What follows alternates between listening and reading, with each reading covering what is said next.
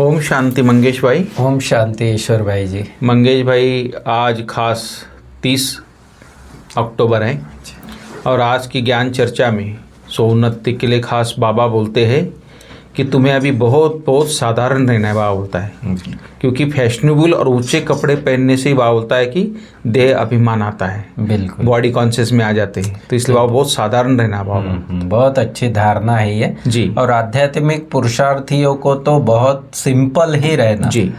वो कहते हैं ना कि विचार जो है हमारे ऊंच हो और रहना साधारण हो, सिंपल हो। सादा जीवन उच्च विचार। हाँ, सादा जीवन उच्च विचार। जी। तो बाबा बाकी ये तो फैक्ट है कि फैशनेबल जितना फैशन करेंगे, मेकअप करेंगे, उस शरीर का जितना श्रृंगार करेंगे, कोई इस प्रकार का वस्त्र पहनेंगे तो नेचुरली है खुद को भी देहाभिमान रहेगा और दूसरों को भी वो अट्रैक्ट करेगा। जैसे इसलिए बाबा ने संस्था में जो यूनिफॉर्म हमारा बना है, कुर्ता पैजामा बनाया है, बिल्कुल, और बहनों के लिए सफेद साड़ी फुल ब्लाउज। हाँ जी। तो इतना सिंपल पोशाक बाबा ने बनाया संस्था के लिए खास, इसलिए यूनिफॉर्म ये संस्था का खास जो समर्पित डेडिकेट है उनके लिए।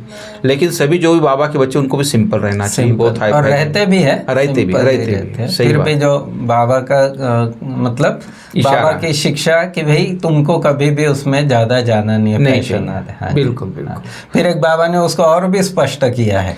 बाबा ने कहा देखो, वैसे दुनिया में कन्या की शादी होती है तो शादी से पहले 2-3 दिन वो वनवाह माना उस समय हल्दी और बहुत सिंपल पुराने कपड़े, फिर नया श्रृंगार होता है सतयुग में। हाँ, तो वो बाबा उस बात को उस बात से जोड़ रहा है। बाबा बोलता अभी सिंपल सतयुग में तुम्हारा श्रृंगार तो होना ही, बहुत नेचुरल श्रृंगार हो। ऐसे ऐसे ज्वेलरी होती सतयुग में, देवताओं की तो एकदम लाइट वेट होती, बहुत सुंदर ज्वेलरी होती, वो तो उसको पहनना है, लेकिन वर्तमान में सिंपल रहना। तो बहुत अच्छा कहा आपने, क्योंकि वर्तमान में जो इतने फैशन हो गई मंगेश भाई, घंटों घंटों उसमें ब्यूटी पार्लर में चला जाता है और उससे कारण फिर बॉडी कॉन्शियस भी थोड़ा आ जाता है। तो इसलिए बाबा ने ठीक इशारा दिया है। आज क्वेश्चन है मंगेश भाई, तकदीर में उच्च पद नहीं है तो किस बात में बच्चे सुस्ती करते? अच्छा, ये बाबा ने इसके ऊपर थोड़ा पूछा है। हाँ, बाबा की खास श्रीमत है कि बच्चे चार्ट जरूर लिखो। अच्छा, चार्ट नहीं तो रात को सोने से पहले अपना मन में नोट करो कम से कम या बाबा को बताओ। हाँ, बाबा को बता के फिर हल्का होके सो जाओ। तो पुरुषार्थी जो अच्छे पुरुषार्थी होंगे उसको तो चार्ट रखना ही रखना है। बिल्कुल। बाबा कहता है कि बाबा कहते हैं बच्चे अपना सुधार करने के लिए चार्ट रखो जी। याद का चार्ट रखने में बहुत फायदा है, बहुत फायदा है, क्योंकि वो चार्ट से ही आपको पता चलेगा कि दिन भर में कुछ उन्नति हुई या वही है पुराने जैसा ही है। जी। नोटबुक सदा हाथ में हो, बिल्कुल, क्योंकि हम गॉडलेस स्टूडेंट भी है जी। चेक करो कितना समय बाबा को याद किया, हमारा रजिस्टर कैसा है, दैवी कैरेक्टर है, कर्म करते बाबा की याद रहती है, याद से ही कट उतरेगी, ऊंच तकदीर बनेगी। और जो सुस्त पुरुषार्थी होगा वो चार्ट नहीं रखेगा, ये बात है। फिर बहुत अच्छी बात बताई आपने।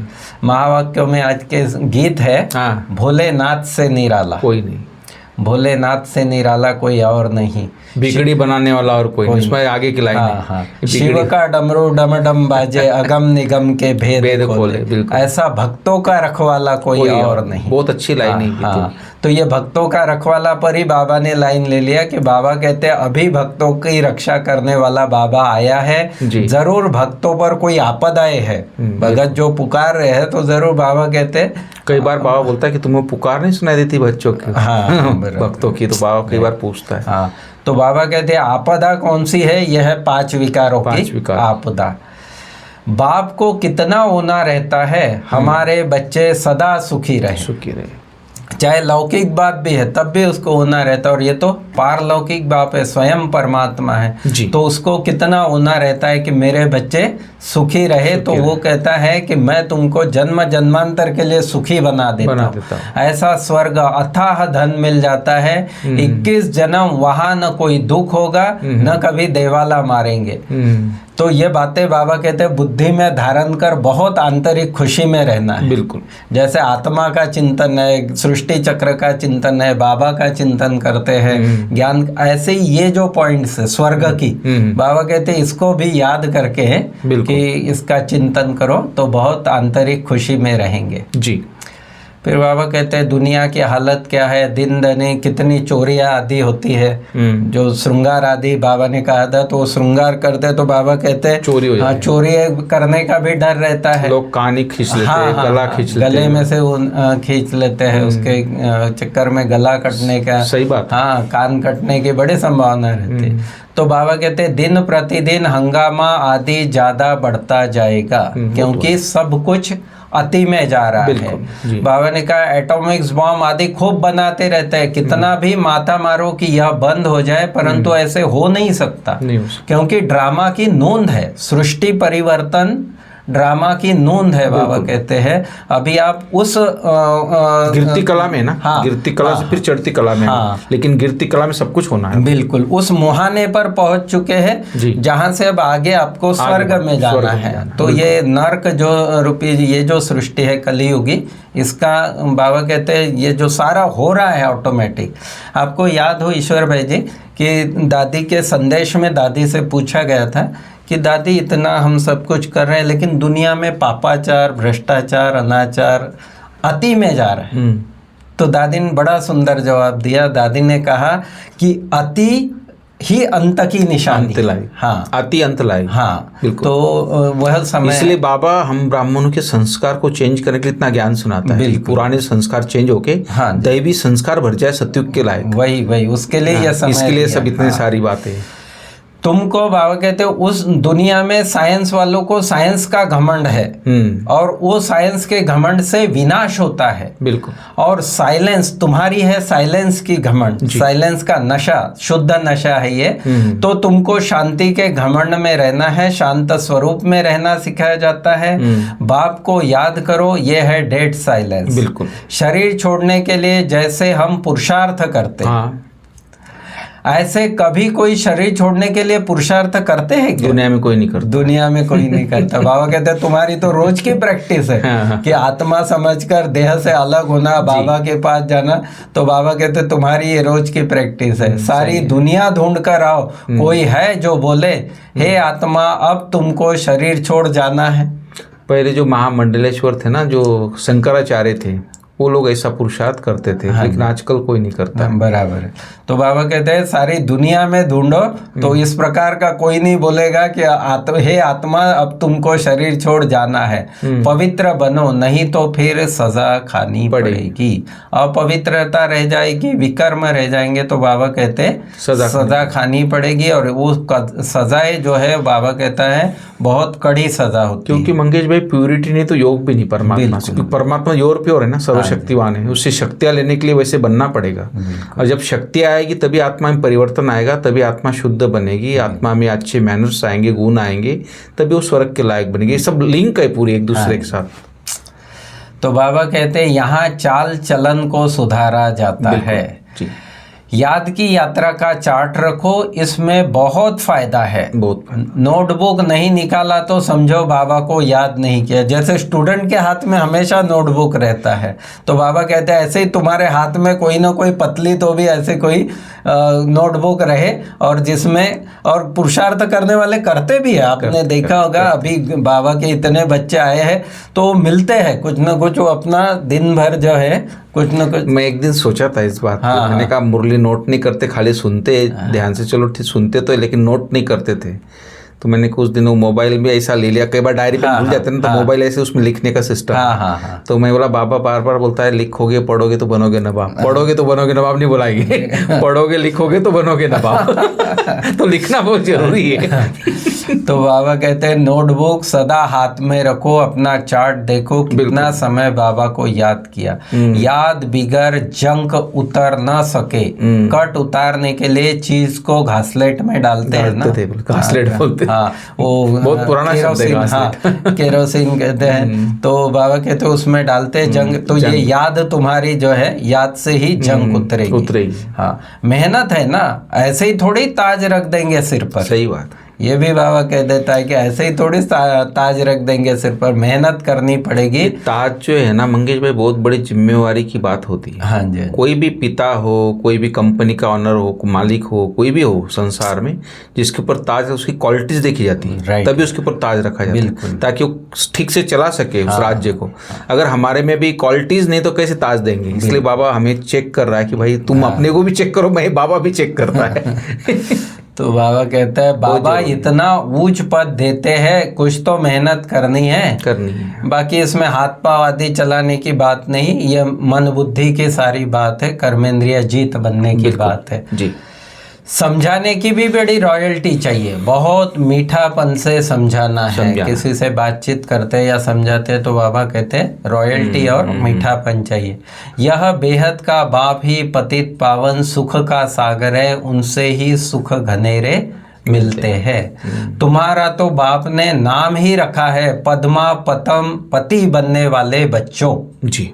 बाबा ने अपने बच्चों को टाइटल दिया है पद्मा पदम पति बनने वाले बच्चे। वहाँ तो पैसे की बात ही नहीं, सब कुछ मिल जाता है। बड़े अच्छे अच्छे महल होते हैं, हीरे जवाहरात के, सोने की दीवारें होंगी, जन्म जन्मांतर के लिए तुमको महल मिलते हैं। सुदामा का मिसाल है ना, बिल्कुल। चावल मुट्ठी दिया ईश्वर के कार्य में और उसके एवज में महल मिले। ऐसे कितने एग्जाम्पल है साकार बाबा के, बिल्कुल कि और माता बाबा ने कहा कि बच्चियां जो है चावल भेज देती है, मसाले भेज देती है। आपको याद हो मनोहर दादी ने एक सुनाया था कि वो दादी दिल्ली से आई तो एक माता ने थोड़े से चने दिए, पोटली भरी चने थे। तो दादी ने सारा सामान दिखाया, लेकिन वो पोटली उधर डायरेक्ट भंडारे में दे दिया। बाबा देखो, बाबा जैसे त्रिकालदर्शी भी था, भृगु ऋषि था, वो जानता। बाबा को जबकि दादी की बाबा की मुलाकात नहीं हुई, कुछ नहीं, जब दादी ने वो सारा सामान दिखाया, बाबा ने कहा उस बच्ची ने जो दिया वो कहाँ है। तो मतलब बाबा जो जानी जाननहार बाबा को कहते हैं ना, तो ऐसे ही नहीं, वो प्रैक्टिकल में देखा गया। हाँ, संकल्प से तो हाँ, वो माता का जितना पावरफुल संकल्प होगा वो बाबा ने कैच कर लिया। तो ऐसे कई उदाहरण है। एक बार एक माता लाई थी, इतना सा चावल लाई थी, हाँ, इतना चावल में बोलती, ये दादी को बोलती दादी सबको खीर खिला। तो नहीं, दादी बोलती सबको खिलाना। दादी बोलती कैसे खिलाएंगे इसको, सबकी थोड़ा चावल है। भोली दादी को बुलाया, भोली को बोला तुम दूध उबालो, उसमें चावल डाल के खीर बना दो, तो सबको मिल गया। हाँ, तो उनकी भावनाएं तो भावना। तो फिर जब वो लाई दादी, वो भंडारा में से लाई, तो लाया तो देखा तो वो चने थे, और चने से एक एक छिलका उतारा गया था, बिल्कुल। तो बाबा के आंखों में जैसे आंसू आ गए। बाबा ने कहा देखो इस बच्ची ने कितना बाबा को याद किया, एक एक छिलका बाबा के लिए उतार के भेजा। यही शबरी की देर है। तो इस प्रकार से बाबा कहते हैं, इसलिए सुदामा का गायन। हाँ, बाबा हमको जन्म जन्मांतर के लिए देते हैं, इसलिए कहा जाता है दाता। बाबा कहते वो बच्चियाँ कितने प्रेम से बाबा के पास ले आती है, भेजती है, क्योंकि जानते हैं कि बाबा हमको जन्म जन्मांतर के लिए देंगे। जितना पुरुषार्थ करेंगे उतना ऊंच पद पाएंगे। गाया जाता है फॉलो फादर, फॉलो फादर करो तो ऊंच पद पाएंगे। बाबा ने अचानक ही सब कुछ छोड़ दिया।